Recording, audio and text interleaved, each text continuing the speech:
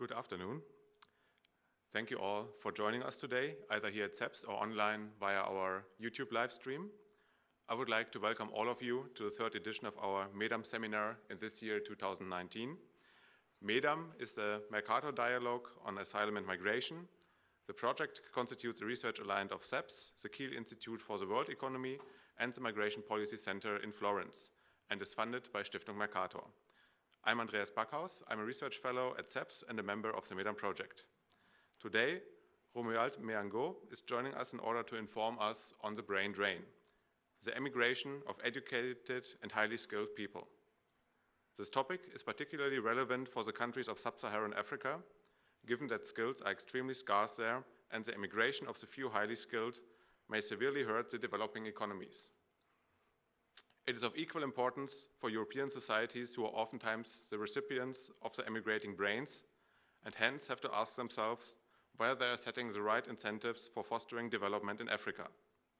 However, the prospect of skilled immigration might also encourage gaining in education and thereby increase the overall level of education in the sending countries. Romuald's research aims at quantifying these different effects of the brain drain for sub-Saharan African countries. Romuald is a postdoctoral researcher at the Munich Center for the Economics of Aging. After obtaining his first degree from the École Nationale Supérieure de Statistiques et d'Économie Appliquée in Côte d'Ivoire, he went on to earn a PhD in economics from the Université de Montréal in Canada. His research interests lie in incomplete or partially identified models and the application to economic issues such as migration, and in the interaction between schooling and migration decisions in sub-Saharan African countries. For the next half an hour, Romuald will delight us with the presentation of his findings. Then I will follow up with a brief discussion, and then we will have plenty of time left to take your questions. Thank you again for coming. Romuald, the floor is yours.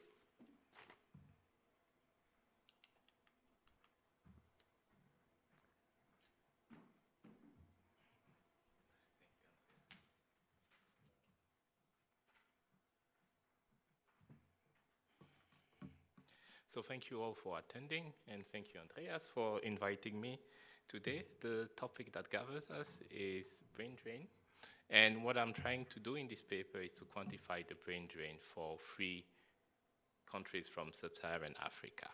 And since we are going to talk about Sub-Saharan Africa, I thought that I should bring you some treats from the region. So I brought 2 proverbs from the region.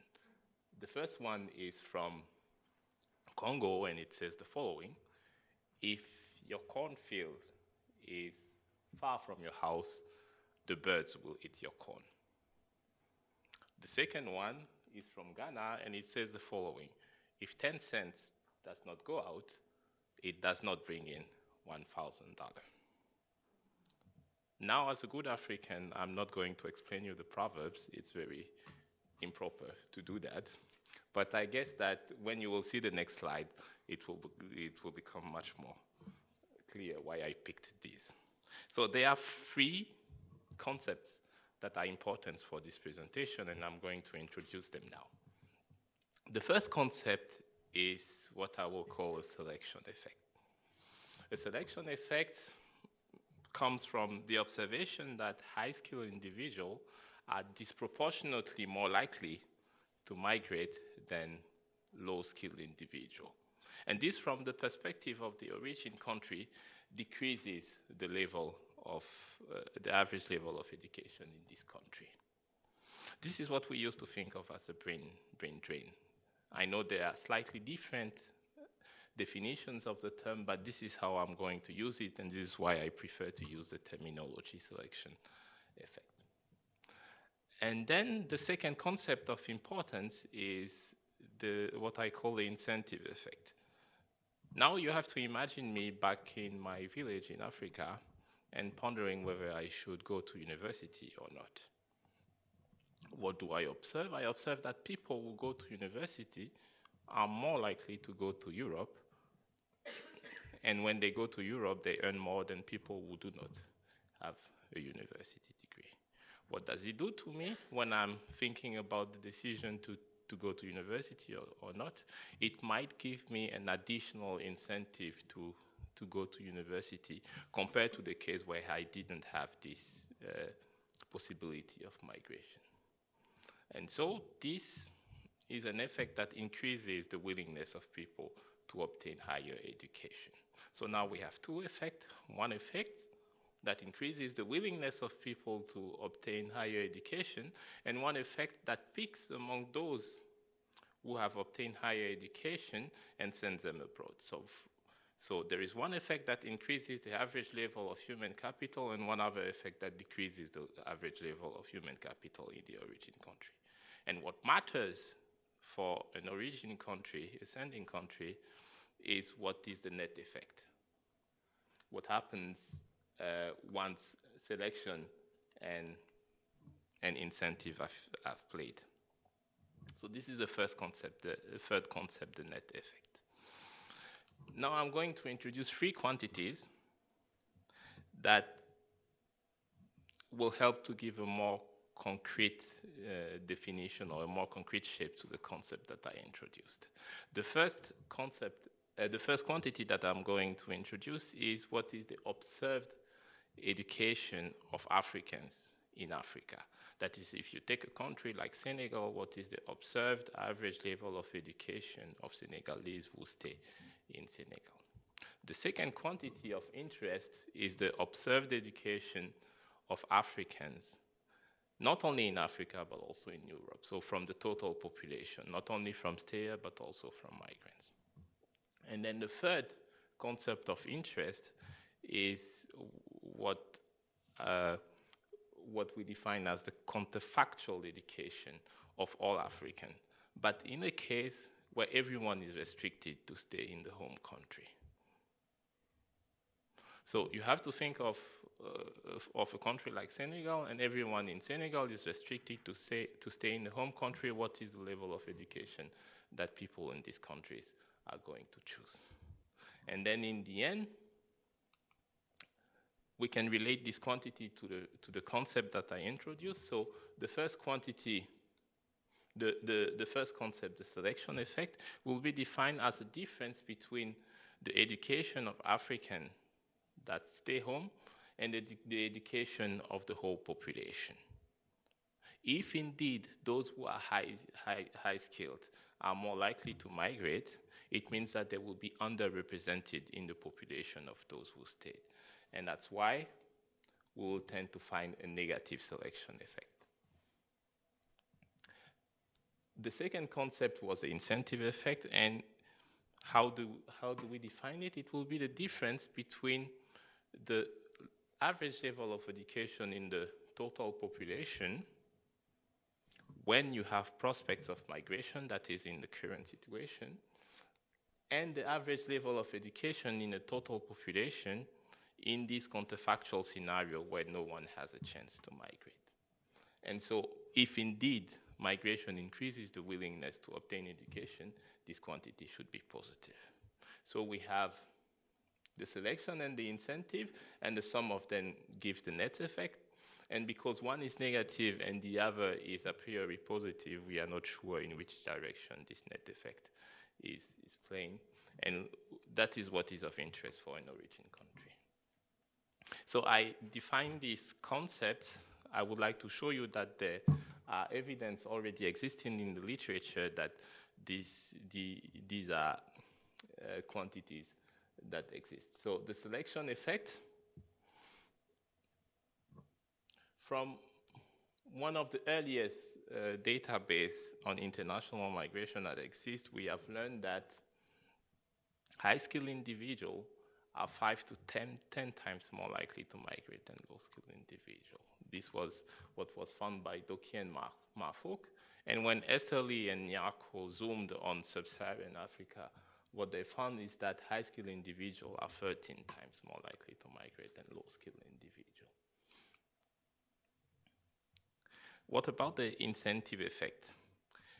There have been plenty of work on showing that there is indeed this incentive effect, but I think that one of the most intuitive examples actually comes from Sean and Clemens, who were studying the case of the Fiji Islands, and they found out that So there was a coup d'etat in the Fiji island, and one part of the population in the Fiji island was so oppressed after the coup d'etat that they wanted to exit the country.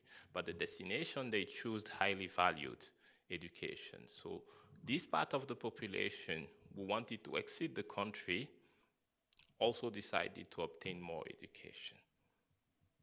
And then even after accounting for those who left the country, Sean and Clemens find that this part of the population that wanted to exit the country was, after the coup d'etat, on average more educated than the other part of the population, even if they had started at the same level. And so this is a nice example that migration prospect might increase your willingness to obtain higher education. So what does this paper do if there already exists such evidence about the selection and the incentive effect?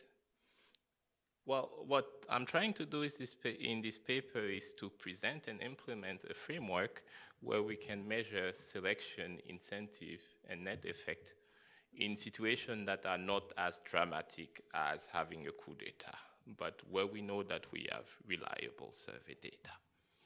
And so this is the focus of this paper.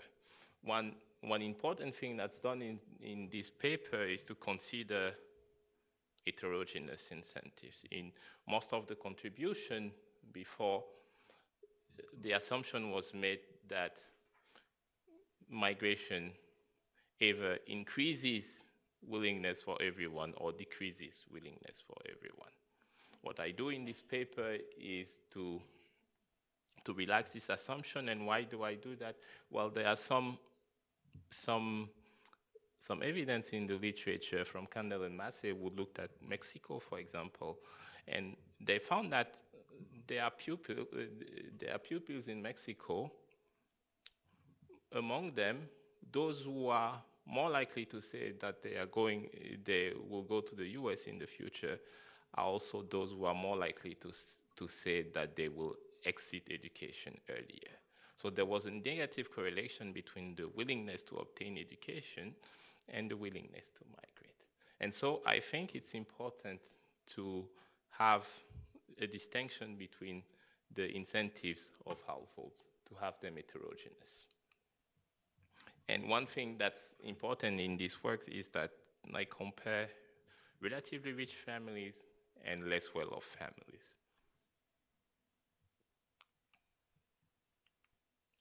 The second contribution of the paper is that it compares 3 countries from Sub-Saharan Africa. Why are they interesting? Well, they have different migration experiences. If you look at DR Congo and Ghana, for example, in our data, you see that migration is relatively small and moderate, and it's really skill selective. This is one thing that's important about these two countries. And because of that, the theory would have you predict that this setup increases incentives to obtain higher education. But then we have a third country in the data set, which is Senegal, where you will see, and I will show you, migration is less skill selective than the other countries, and it's more widespread across the whole population.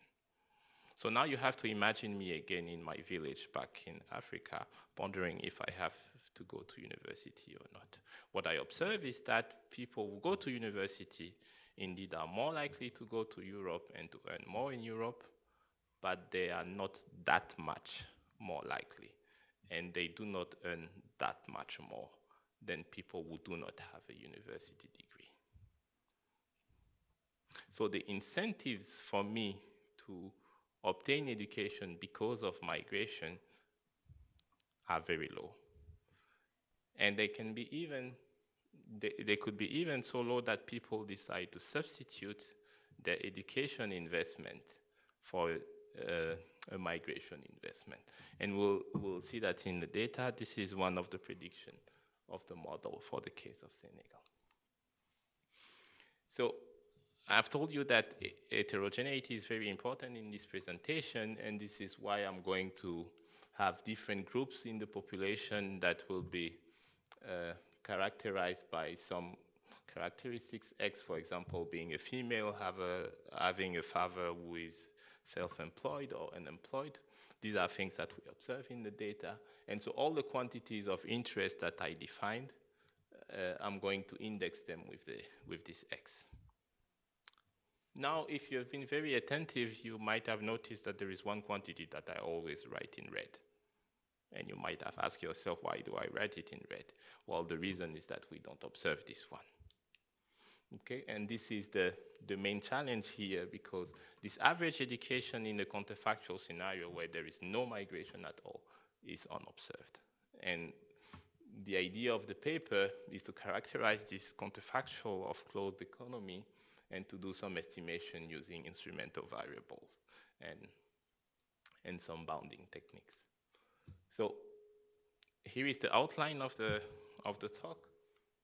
I'm just going to give you a brief idea how I identify this quantity, and then I will go straight to the empirical application, showing some descriptives for DR Congo, Ghana, and Senegal, discuss the effect at the country level, the effects across households, and then I will end up with some discussion.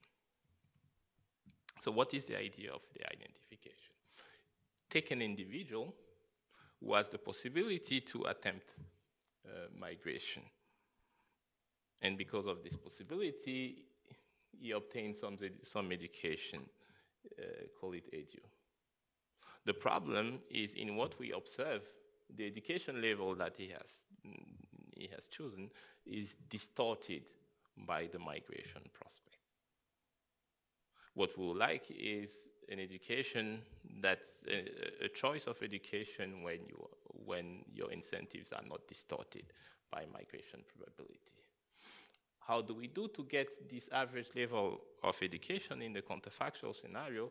Well, we're going to find a very similar individual as much as we can, controlling on observable characteristics. And this person is going to have no chance to attempt migration, but for a random reason or a reason that's completely unrelated to his returns to schooling at home. So, for example, laws have become stricter in Europe. Laws for migration have become stricter in Europe. This doesn't change my returns to education if I stay home, but it decreases my probability or my prospects of migration. So we are going to look for people who had almost no chance to attempt migration because of a reason like laws have become stricter in Europe, or there was a really high unemployment in Europe or in the destination countries where they wanted to go. So for these people, education is not distorted because of the migration prospect, or very little distorted, and this is when we use the bounds. So this is the idea for identifying the quantity of interest. I'm going now to the data. The data I'm going to use come from the MAFE survey, and the interesting thing with the MAFE survey is that they have 3 African countries, Ghana, Senegal, and DR Congo, but they also have migrants in this data set, in that they went to the most popular destinations for these countries, Netherlands and UK for Ghana, France, Italy, and Spain for Senegal, and Belgium and UK for Congo. So there are caveats to this data set. The first one is that the data in Africa have been collected only in urban regions, and in Ghana in 2 urban regions, in Senegal in 1 urban region. The second thing is that the destinations are not exhaustive. They didn't go to all the destinations. They didn't capture all the migrants. So in Senegal, these countries represent a very large proportion of the migrants. I think about 90% of those will go to Europe. But in Ghana, the proportion is much lower. So these caveats, I'm going to discuss them afterward, means that we might be understating the brain drain. I put some restriction to the data. All respondents have to be 25 years old or larger or older, people who never migrated before the age of 21 to ensure that they obtain education in their home country, and I exclude all the people without any education. So here is the first descriptive statistic that I would like to show you. It's the distribution of education. And so here on the x-axis, I have the different levels of education: primary, lower secondary, upper secondary, and tertiary education. And this is by gender. So below you have the female, above you have the male. And if you look at, for example, at the tertiary education group, on the left, you have those who did not migrate, so those who are in their home country. This is for Ghana. And on the right, you have those who have migrated. So what does it tell to you? If you look at female, for example, in the female who are in the home country, you have almost 1 out of 4 who have a university degree, but when you look at migrant, you have almost 3 out of 4 who have a university degree. And when you look at those, you look at men, it's about the same thing. A little more than 1 out of 4 have a university degree, and when you look at migrant, a little more than about 3 out of 4 have a university degree. This shows that migrants are much more educated than non-migrants. So this was for Ghana. In the discussion, I'm only going to discuss Ghana and Senegal because they are kind of the two polar cases. DR Congo is very similar to Ghana in this data set. When you look at Senegal, the distribution is very different, and you see it at first sight. So first, there are much less people with a tertiary education, and among migrants, tertiary education is also not that prominent. And as you see, it's like evenly distributed among all the groups for men. So again, migrants are more likely to migrate. High skilled are more likely to migrate than low skilled individual. But in Senegal, you see that there is a difference with the previous case of Ghana. Then second thing I would like to show you is the distribution of migration. One nice thing in this data set is that we observe also those who attempted migration. So this is one of the nice features of this data, and this is what we are going to use as proxy for migration intention, whether someone attempted migration or not. And what you see again on the x-axis, you have the different groups of education, and what you see here is that migration is mainly something for tertiary educated. So 1 out of 4 men in Ghana have attempted migration, and almost 1 out of 5 have succeeded in migration. When you look at Senegal, it's very different. So the thing is that in Senegal, you have more than 1 out of 3 people who have attempted migration, irrespective of their level of education. But again, success in migration is really related to your level of education. So what do we learn from that?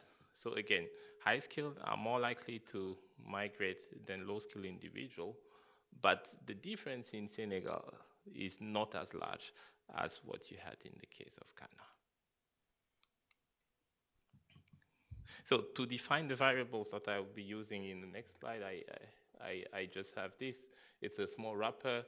Education, I will look at whether someone was enrolled in university or not. Attempt, whether someone have attempted migration at least once to Europe.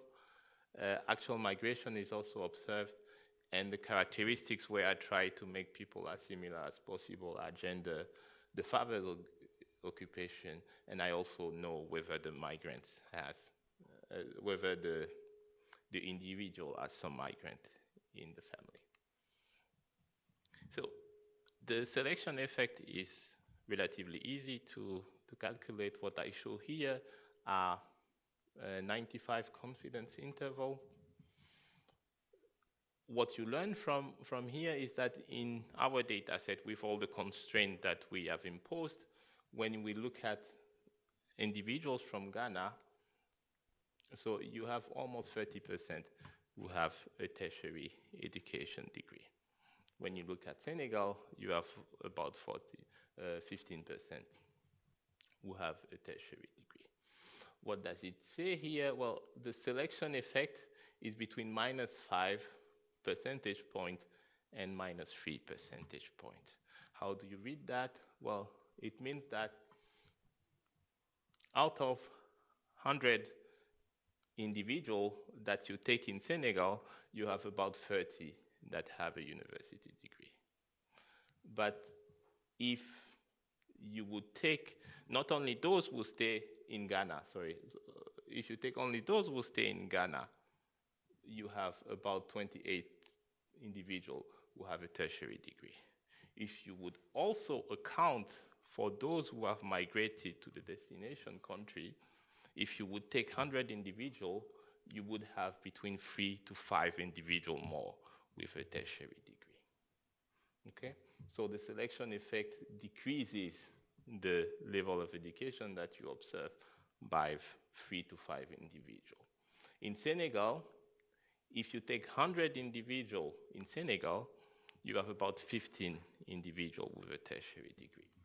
If you account also for those who have migrated and went to Europe, if you take 100 individuals, you would find 1 to 3 individuals more with a tertiary degree. Okay, so this is what we used to think as the brain drain. Now, what is the selection effect, the incentive effect? Well, in Ghana, according to what the theory had hypothesized, it's positive. In Senegal, it's either 0 or very little or negative, and it could be quite significantly negative. So how do you read it? Well, if you take 100 individuals, so if you take 100 individuals, in the case where they have no migration prospect, in Ghana, you would have about 5 individuals less who have a university degree. So out of 100 people, there were about 5 who obtained a university degree because of the prospect of migration.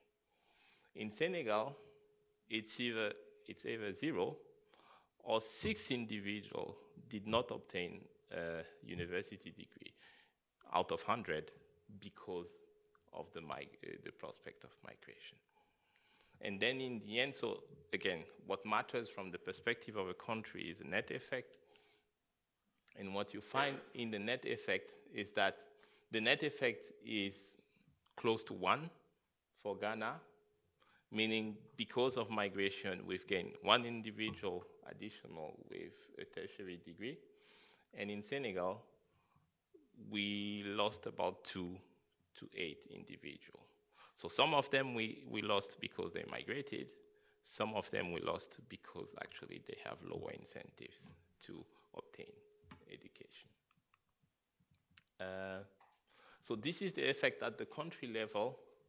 There are strong heterogeneities when you look at the different households. So I told you I wanted to compare rich and relatively poor households. So these are the results that I showed you on average for the whole population, and these are the results that are decomposed by type of occupation of the parents. So on the x-axis on the left, you have those who are relatively poor, and when you move here, you have those with higher level occupation from the parents, so relatively rich. Again, these are 95% confidence interval. The red here is the selection effect. So as you see, so this is a 0 line. in the middle. And as you can see, the selection effect is negative in almost all subgroups because we don't have that much individual that have parents with higher level of education. That's why the bounds are, the intervals are so large. But the main lesson is that the effect is negative almost everywhere and could be very large among those with higher level occupation parent. What you see is that symmetrically, the incentive effect is also very large among the rich individuals, so that it almost compensates for this negative effect. And in all subgroups, the incentive effect is positive in Ghana, so that the net effect is it's difficult to distinguish it from zero. Now, when you look at Senegal, the story is different again. So you do have a selection effect, which is smaller than in Ghana. So the selection effect is not that large when you look at poor family, and it's very large when you look at rich family. But again, the rich family seems to be the only one with a positive incentive effect. The other families have relatively low incentive effect, so that the net effect is in general negative for the poor households. So what did we learn from doing this exercise? Well, there is a strong dependence on the country-specific context. So we have positive effects in Ghana. I showed you in Ghana, but it's also the case in DR Congo. And in Senegal, we have a negative effect. So that we could say that the gain somewhat compensates for the drain in Ghana and DR Congo, and mostly for rich families. But when we look at Senegal, there is a concern. So again, these are confidence interval, and sometimes they included zero. There is a concern that poor households or less well-off households in Senegal would disinvest in education because of migration. So then the question is, why would Senegalese do that? The first thing, so the aim of the paper was not to discuss this mechanism, but to measure the selection, the incentive, and the net effect. Now, when I came up with this result, I started to think why it would be the case, and these are my attempts to explain why it is the case. And maybe in the discussion we can find more reason. But I list here two. One of them is that there is a relatively large occupational cost of migration, or a low return to schooling in Senegal when you migrate to Europe. And the second thing that I already mentioned is that there seems to be a substitution between migration and education investments. So what I show you here is the occupational cost of migrating from Senegal to Europe. And this is again from the MAFE survey, where they have information about the occupation that the person held when he was in Senegal, and after that when he migrated. And what you see is that there is a huge occupational cost. The number are small. I'm sorry, these are years. So 0, 1, 2, 3, 4, 5 years. And what you see is that this drop kind of never recovers after 5 years. It recovers after 10 years or something like that, but there is a long period where you have this occupational cost. That means that you downgrade a lot in the type of education that you have. And this is, if I remember well, half a standard deviation in your occupation. If you look at the case of Ghana, I have slightly less observation there, but it drops, but after the third year, it recovers. So there is a huge occupational cost from migrating from Senegal to Europe. And you have to think that this occupational cost is even higher for those who are high skilled. Then I have another quote from a Senegalese migrant, and this comes from the study, an ethnological study from Poese. And what she wrote is, it's an excerpt from a talk with a Senegalese. He says the following: "I thought, why do I stay here while my friend with less education can build a house and have a car while I cannot.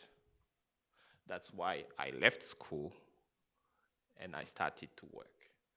I said to myself, if I have a million, so if he can save 1 million from CFA, he can leave the country and become like them. So it's substituting his education investment for a migration investment. So KVAT's limitations to the study, again, the data do not cover all origin and all destination. So we might be understating the brain drain. And what we measure is not a marginal effect. So they are concerned that there are general equilibrium effect that might be playing. So we always have to keep in mind these caveats when we talk about this data. So I have to scratch my head to come with some policy implications from this presentation. One thing that's important, I think, is that would-be migrants seem, in Senegal at least, to invest less if migration incentives are high, but home and foreign returns to home education are low. So it does not pay that much to obtain a university degree, for example. So one thing we might think of is to have better transferability of skills. And I think one thing is important anyway is to ensure that returns to education are better already in the home country. So if my chances of migration are not that high and I obtain education, but in the end stay in the home country with bad returns of education, then it's not worth it to obtain education. So the returns to education at home, I think, are important. One second thing that I think is nice with this paper from having this distinction between poor and rich household is to show that incentives are very different and incentives are very strong in the rich population. So if it is so that rich have higher incentive to invest in education because of migration prospect, then migration prospects are increasing the inequality within the country. And we might have to think about financial and accessible ways, but still skill selective ways to have economic migration. And then finally, this point I think connects very well to one of the talk that you had here from Katia Batista. If people are adjusting their education based on biased belief, they might do suboptimal choices. So maybe we have to think about better information about the returns to migration, but also better information about the skills that are needed in Europe. That will be all from my side. Thank you.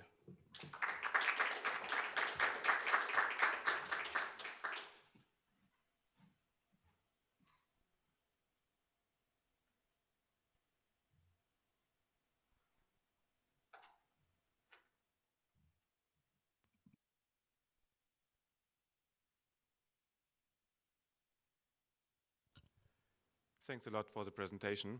I think really fascinating topic, and what always impresses me about these incentive effects on education is just really having the idea in your mind, maybe in 5 or 10 years you will be able to migrate to a better life in Europe is enough to really change your decisions for the next decade of your life in terms of acquiring education or not.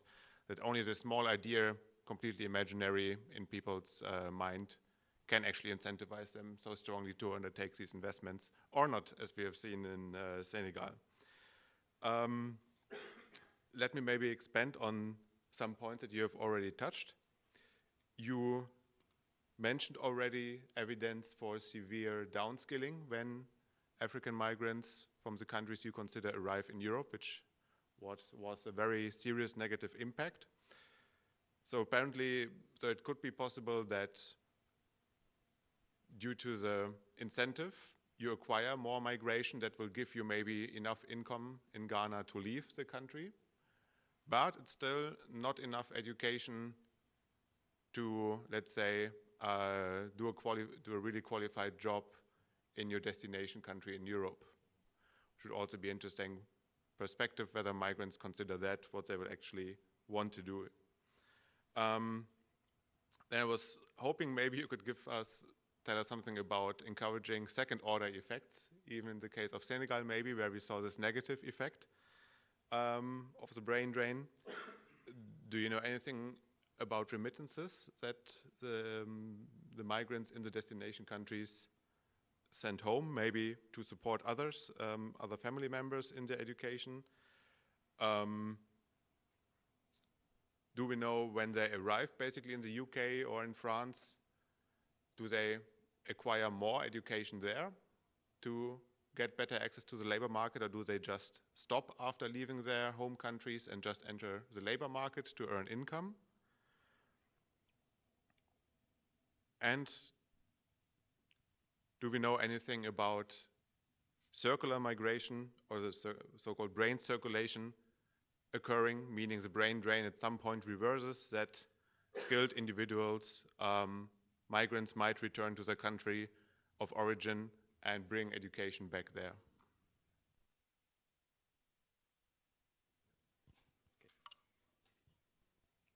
Thank you. These are really interesting thoughts. What do we know about second order effects?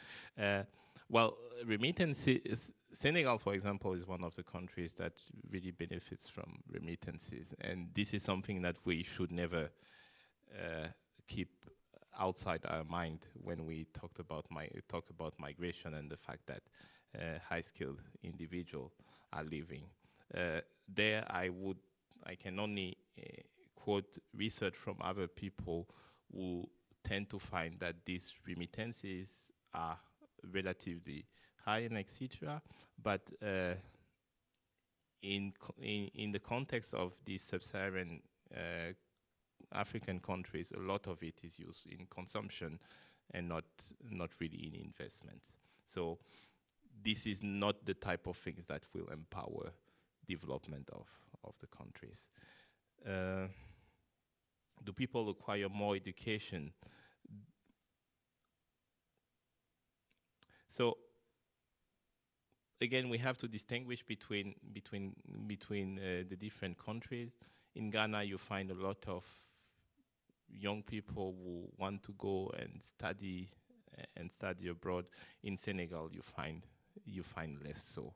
So the adjustment in education abroad would be larger for Ghana, for example, but not for Senegal. And the point about circular migration is indeed very interesting. There are 2 points here. One point is quantity.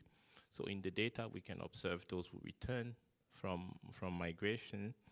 And when you consider those who return from migration before the age of 40, the size is not sufficient to compensate for the selection effect. Actually, the numbers are not very large there for all 3 countries, be it Ghana, Senegal, or DR Congo.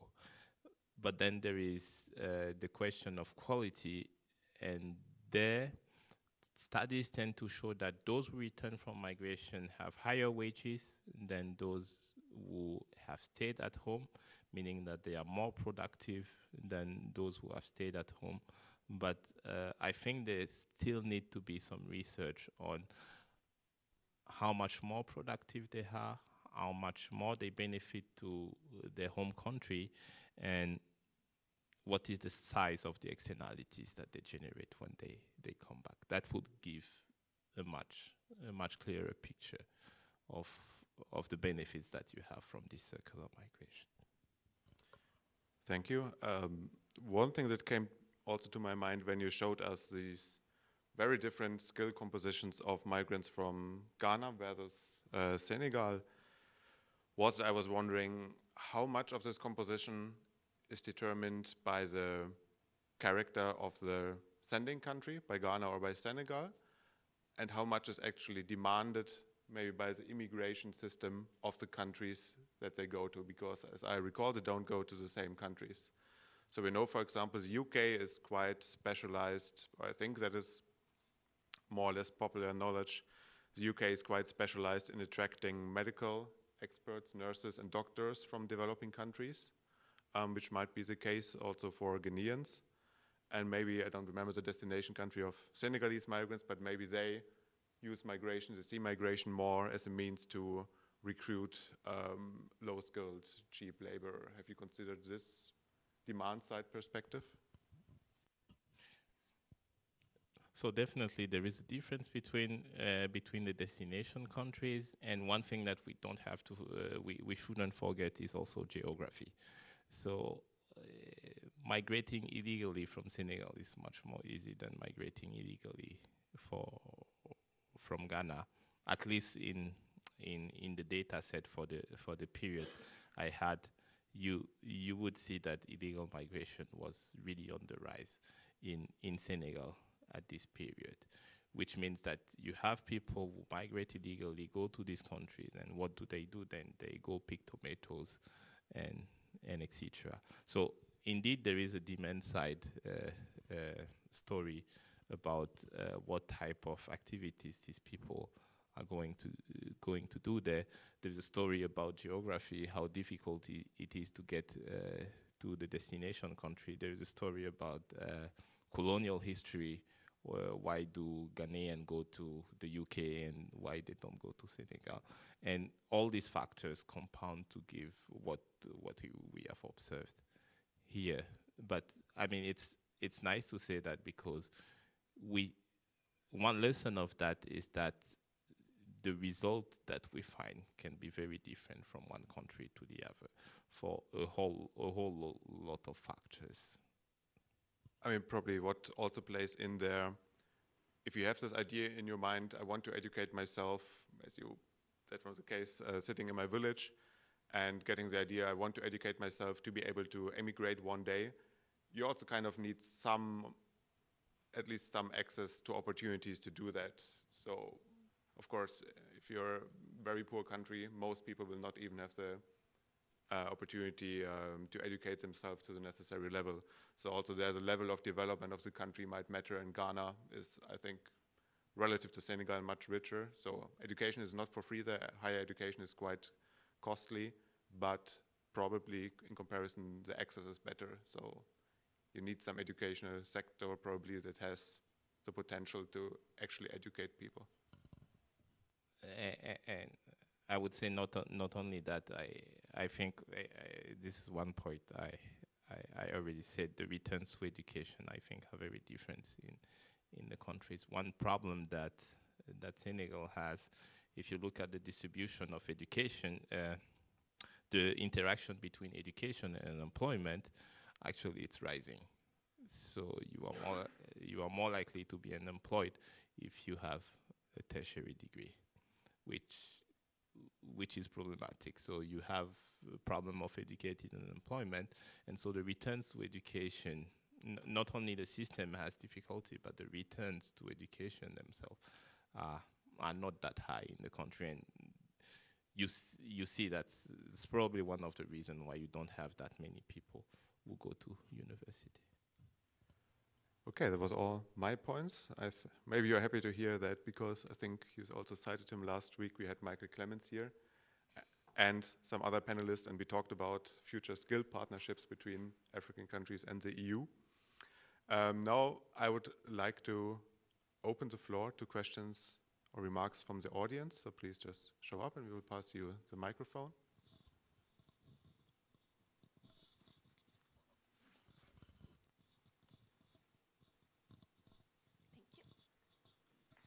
Thank you very much. That was very, very interesting. I was just wondering, in the data that you took into account, and among the people that you interviewed, I imagine, were there also individuals that wanted to migrate within Africa, like going to South Africa, for example, rather than going to Europe? Yeah, so the nice feature about the data, they are not mine again. I just took them. The nice feature about the data is that there was the whole history of migration, and all the migration attempts that people have had. And so in Senegal, for example, Europe is not the only destination. You also have people who go to Gambia, for example, or people who go to Cote d'Ivoire. In Congo, for example, instead of going to Europe, people would go to South Africa. Again, it depends there on geography, and you can see that. For the purpose of my study, I just excluded this type of migration, but it's a very interesting topic to look at regional migration and how this affects also choices of education. Just a question, do you know out of your head which share of the migration in your data was actually to Europe and what share was to other African countries? No, I would be lying you. Educated guess, I thought that's how we call it. Okay, that would be interesting to know.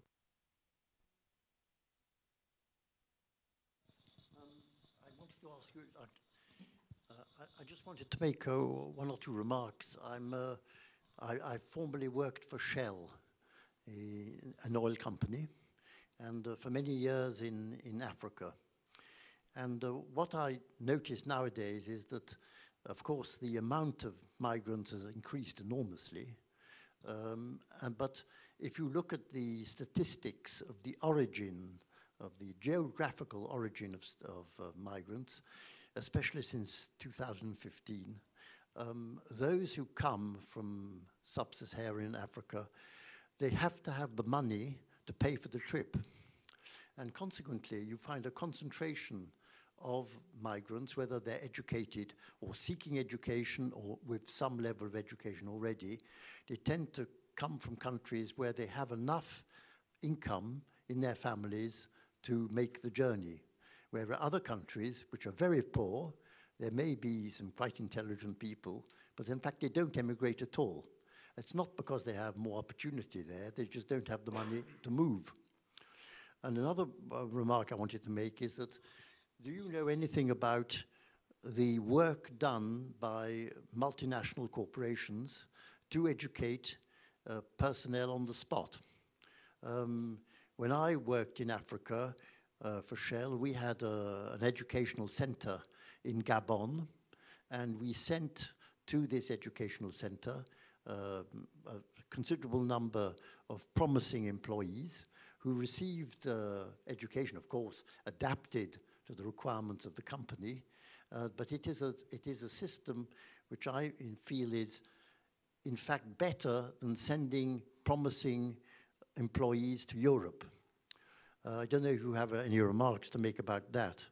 And then the other remark I wanted to make is that, in fact, when an African student comes here, and if they obtain a degree or other qualifications, they tend to want to work here rather than go back to Africa. And I actually have a friend who is a Congolese and who teaches mathematics in a Belgian school here in Brussels. And he's a very good teacher and very well qualified. He, in fact, has a diploma in engineering. And when I asked him why he did not go back to the Congo to work there, and he said, there are two reasons. He said, we're not welcome. When we go back, the local people don't like us. They consider us as uppity and elite, and we're not liked at all. So we prefer to stay here. And secondly, he said to me, and my wife would not hear of it. And I said, why? Because we have to educate the children properly. And over there, we do not have a good educational system. So you have these family constraints on these immigrants, which I think are very considerable and not always taken into account.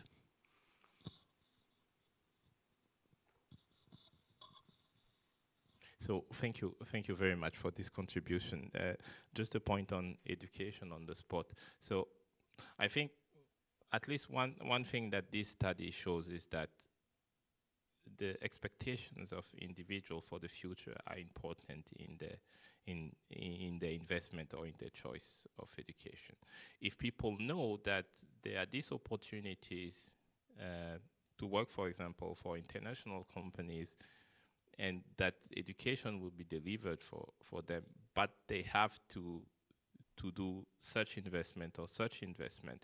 I think, given the result that I have, that this investment depend on the expectation, I think that it might change incentives of individual, and this might indeed contribute to help alleviate the problem of the brain drain.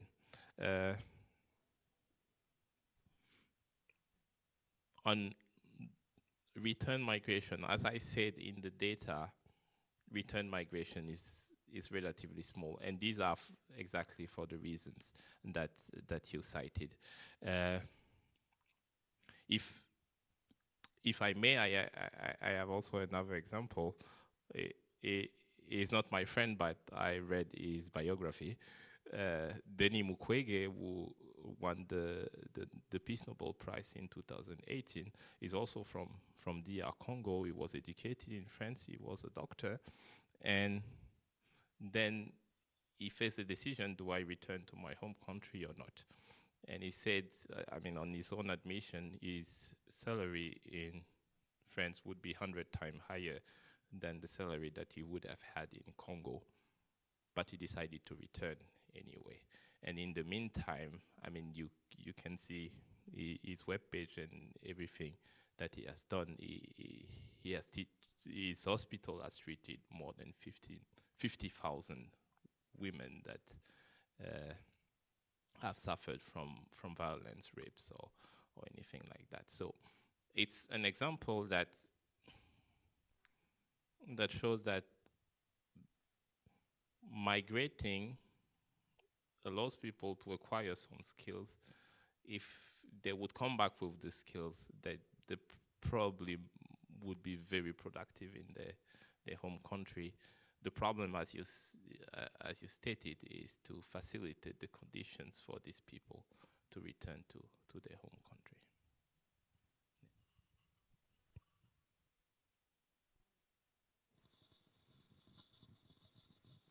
Just an immediate question to what you just said, because it's you said that this Nobel Peace Prize was able to go home because, well, and he banked on his skills.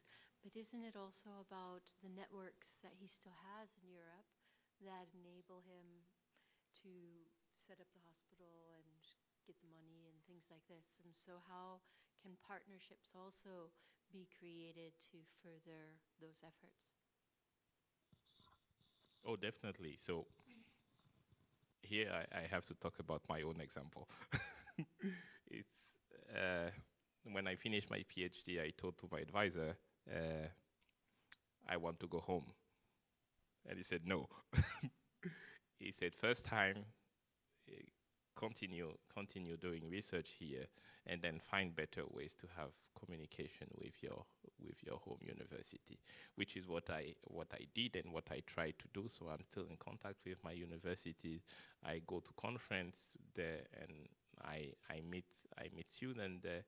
And so partnership is something that might be fruitful, and probably one, I mean, I'm very subjective on that. It's probably one of the best way to think of, given the constraint that exists for now. But again, we have to push for these partnerships. I think, from my personal experience, people are willing to do that. People are not.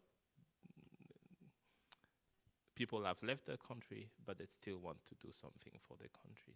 And if we give them the proper opportunities to do so, then we might tap in a relatively good network of people.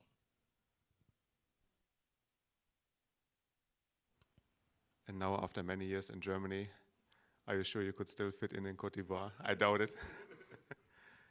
Should I tell you what my wife says?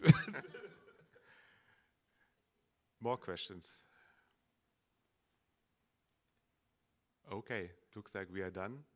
Thank you for the discussion and for joining us today. I think it was a really interesting afternoon. And thank you again, Romuald, for joining us today. Thank you for inviting me. I hope this research will continue and hope to see you soon next time. Thanks.